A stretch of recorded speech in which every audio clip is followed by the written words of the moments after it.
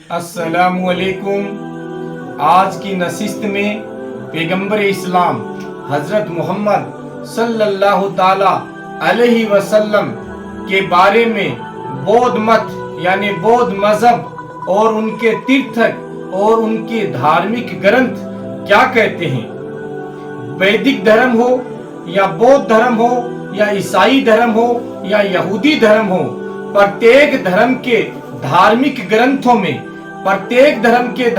ग्रंथों में ईश्वर के भेजे हुए अवतारों, ईश्वर दूतों के संबंध में बहुत सारी पेशन गोइयां, बहुत सारी आकाशवाणियां, बहुत सारी भविष्यवाणियां की गई है।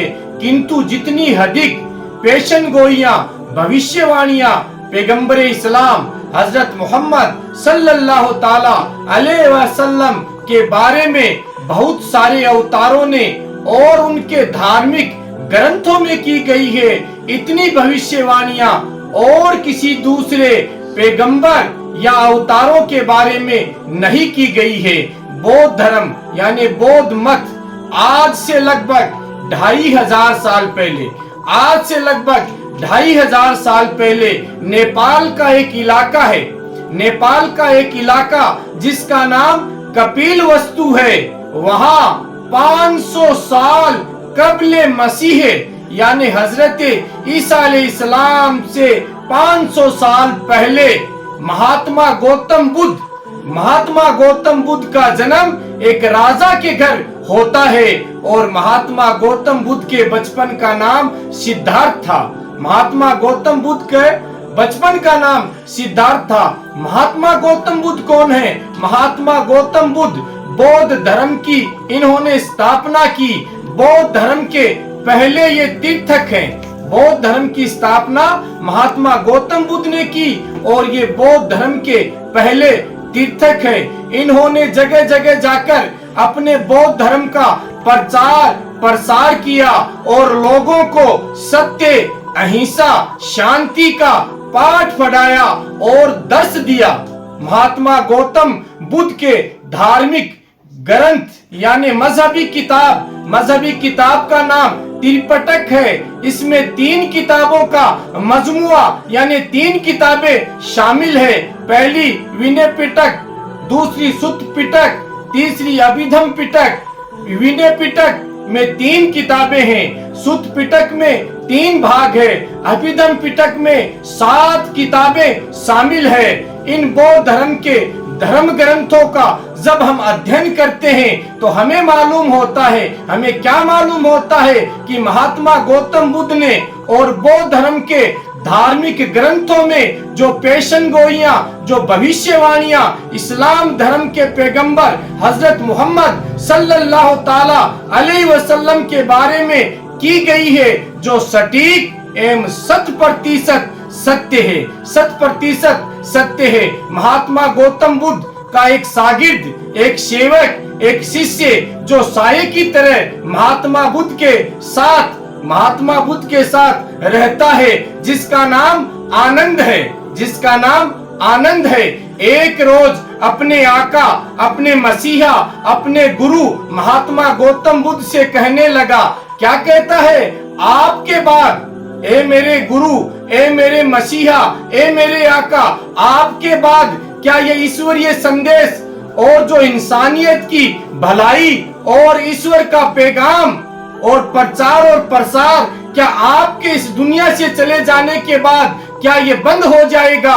तब महात्मा गौतम बुद्ध क्या कहते हैं? वो कहते अपने सेवक आनंद से कि सुनो, ना तो मैं पहला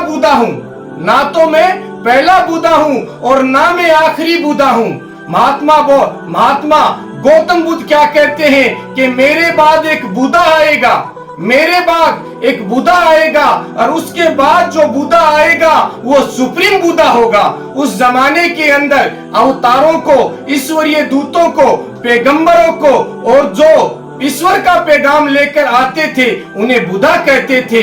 और आनंद ने कहा, ए मेरे आका, ए मेरे मसीहा, ए मेरे गुरु, हमें कोई निशानी बताओ, हमें उसकी कोई निशानी बताओ, हम पहचानेंगे कैसे?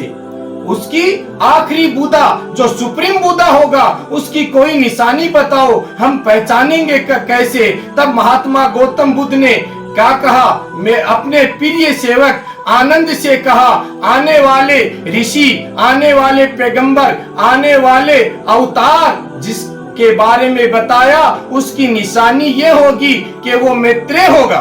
क्या कहा, वो मैत्रेय होगा।